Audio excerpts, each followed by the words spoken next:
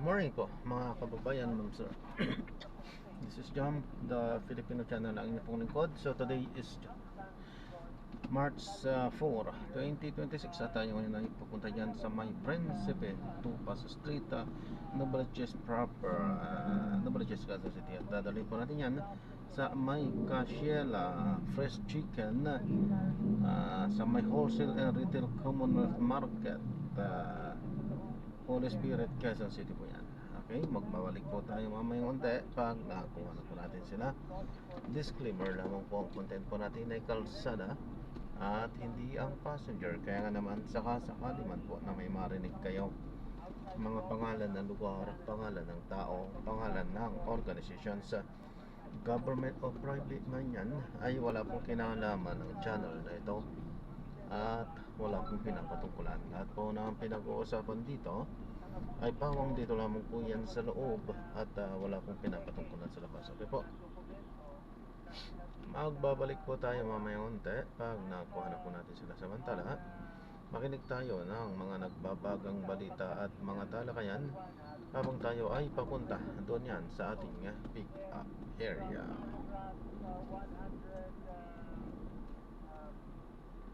From paragraph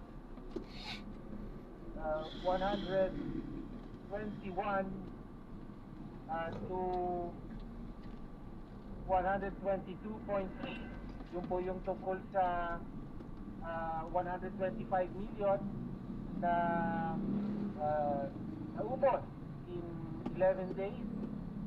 Tapos from paragraph 129 to 133, ito naman po yung tungkol sa fabrication of accomplishment reports. And from paragraphs 138 to 140, ito naman po yung tungkol sa refusal of congressional oversight. So I believe, Madam Chair, sufficient po yung allegation of fact to support betrayal of public trust and graft and corruption. Thank you, Madam Chair. Thank you, Honorable Senior. Next in line is the Honorable Chel Jongno.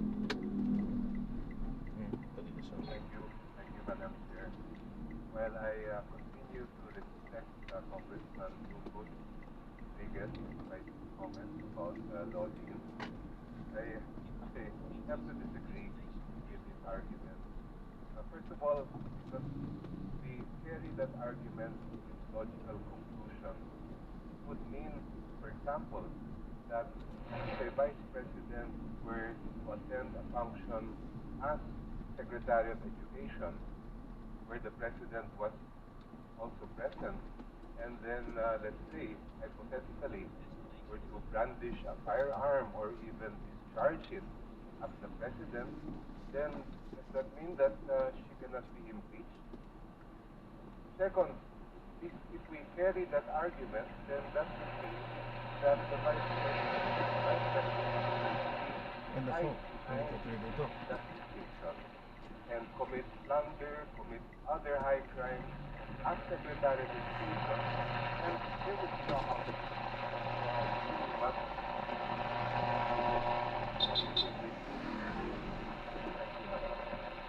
For the guidance of the members, the exchange of argument is with respect to the jurisdiction of the Justice Committee with regards to the offenses committed as Secretary of Department of Education, as to whether or not they can still be considered as within the jurisdiction of the Justice Committee proceedings with respect to these offenses.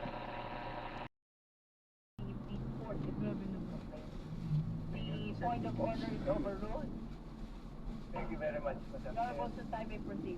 And to my good friend, Congressman Abate, if I may continue. You may, thank you.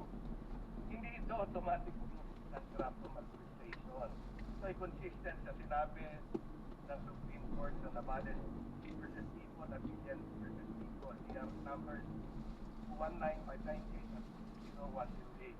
Kung saan sinabi ng Korte, sa procedural irregularities on procurement violation, ito na automatically result criminal program.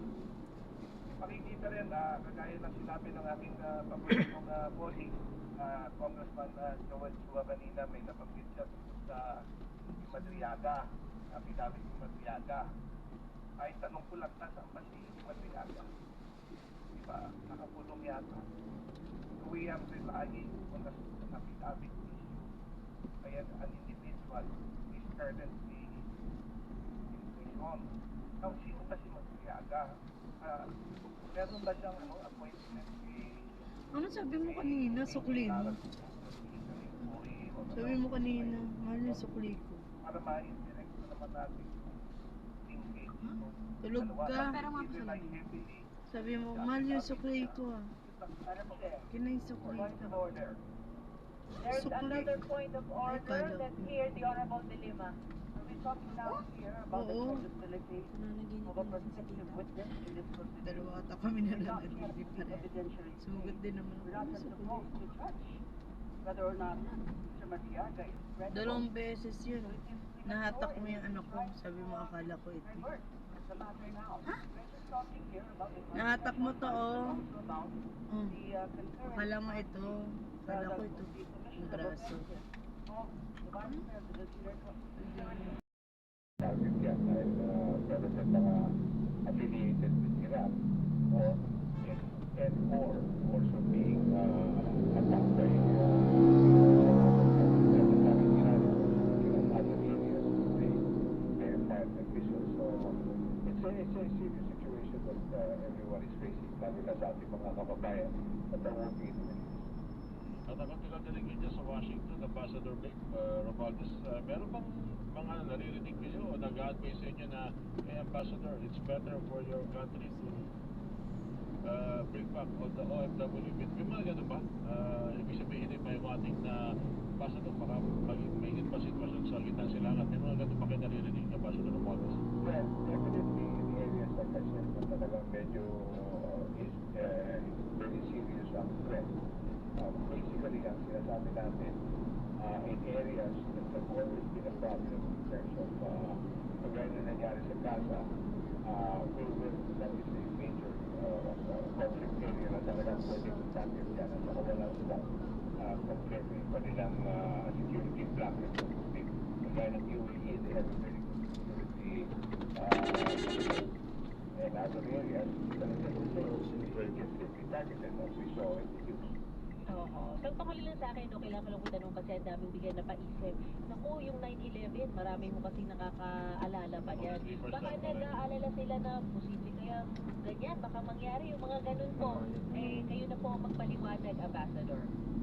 Well, alam mo, it is only natural na lahat talaga mababal sa ganyan. Kasi pag merong gera ganyan, no, na situation, hindi natin malaman kung saan nangyagaling minsan.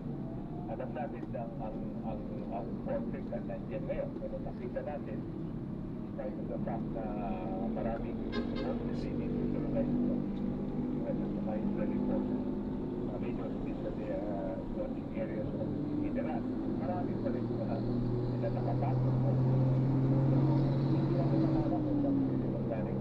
And at the same time, meron din mga sympathizers, pwede maghahanap ng situation na mapuno sila, which is a possibility that happened just the other day in Austin, Texas.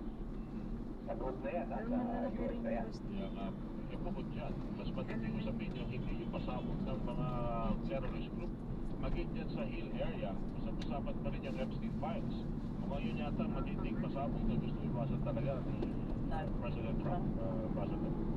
Well, alam mo naman lahat ng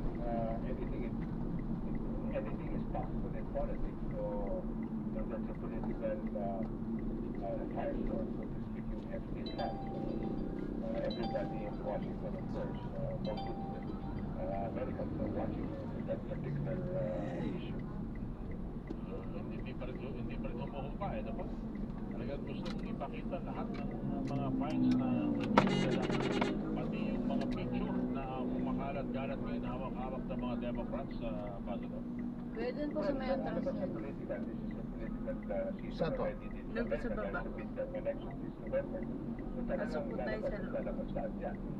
Diyan rin sa Pilipinas, ganyan na rin. Malapit na ang eleksyon. Yung pinasukan ng tricycle. Ngayon pa lang, nagkakaroon na ng mga Di ba kung mahirap ang lumabas dyan? Pero talaga sa politika, wala tayong magagawa.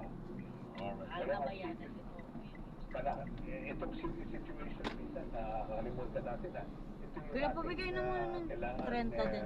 Kasali na dun sa... di ka na mabuti. Wala po akong barya mo. Itong nangyari sa Iran dahil ang ekonomiya natin, pag yan ma-apekto ng gusto, tataas ang presyo, like anything, at saka po, very,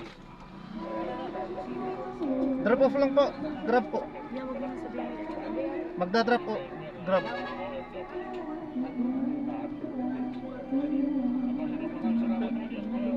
Kahit grab po may bayad. Magdadrop lang. Sige po, sige po. Mas mahal kasi yan pag nakikita yung tawag eh. Oh? Matibay na ugnayan Grabe ng naman Pilipinas sila. at South Korea binigyan diin ni Pangulong Bongbong Marcos sa kanyang pagdalo sa Philippines-Korea Business Forum. Iyahatid ni Mau de la Cruz ang detalye Diyan na lang niyan. itabi mo Ilang na. araw nang usap-usapan yung ating bisita from Korea. Na alam naman natin kung anong relasyon meron tayo. Lalo-lalo na kung pag-uusapan ng Korean War, ang mother of Dito. Hilltop. Sige, mabilisan na lang po. Oo, alam mo, nakakatuwa. Na-drop na natin sila. Maraming salamat po sa panonood. Hanggang sa muli, ingat. God bless. Hindi tayo nagtuloy-tuloy na nag-play. Alam na natin ang dahilan. Ano ho? Paano po muna? Pasamantala. This is John pa rin. The Filipino Channel ang inyo pong likod. Paano po?